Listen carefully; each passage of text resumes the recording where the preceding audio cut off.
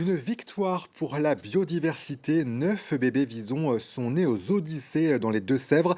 C'est la troisième année consécutive que cette espèce très fragile parvient à se reproduire dans le parc. Marie-Noëlle Missud et Loïsa Larvor.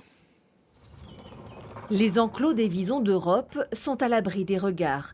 Ils ne sont même pas dans le parc de Zoo-Odyssée et pour les observer, il faut s'équiper. On est sur un élevage conservatoire, donc on a vraiment un protocole sanitaire strict. Dans cette période Covid, le protocole va être vraiment plus, donc on fait vraiment attention à tout ce qu'on fait avant d'entrer dans les bâtiments. La référente des visons, c'est elle, Oui, je Mathilde. vais te montrer les petites vidéos là, des bébés. Cette soigneuse animalière travaille uniquement dans ces enclos. Elle est donc dispensée de combinaison.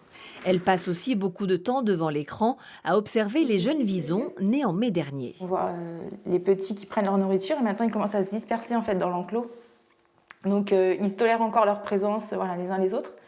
Mais par moments ils crient quand même un petit peu, donc c'est quand même grand temps de les séparer. Voilà. La semaine prochaine maximum ils sont séparés de la mère. Ces caméras de surveillance sont devenues indispensables pour les reproductions. Depuis leur installation, Zoo-Odyssée a vu naître 27 bébés visons en 3 ans. Au départ en fait c'est un animal qui est quand même très stressé, le vison.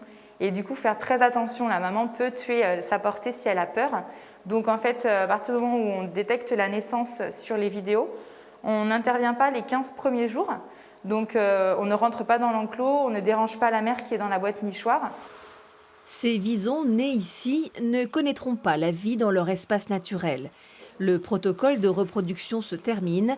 Celui de la réintroduction devrait bientôt entrer en vigueur. On espère que l'année prochaine ou dans 2 ans, justement, les petits qui vont naître ici seront réintroduits directement dans la nature.